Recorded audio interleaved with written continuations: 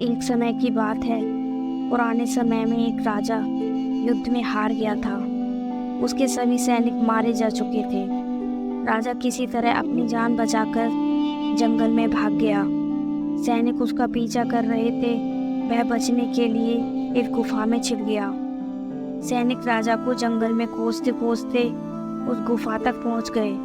गुफा के अंदर राजा को ढूंढा, लेकिन सैनिक उसे ढूंढ नहीं सके। बाहर आकर सैनिक ने बड़े बड़े पत्थरों से गुफा बंद कर दी। गुफा बहुत गहरी थी। अंदर की ओर राजा छुपा हुआ था। वह काफी थक चुका था। भूख प्यास की वजह से बेहाल हो रहा था। उसके शरीर में ताकत भी नहीं बची थी।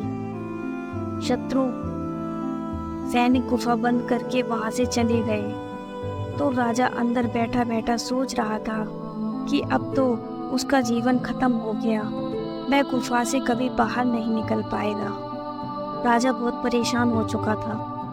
तभी उसे माँ की एक बात याद आई। उसकी माँ कहती थी कि कुछ तो कर, यूं ही मत मर। ये बात याद आते ही राजा में फिर से ऊर्जा आ गई। उसने सोचा कि कोशिश किए बिना हार नहीं माननी चाहिए।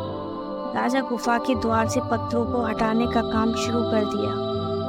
कड़ी मेहनत के बाद राजा ने बड़े पत्थर को खिसका दिया।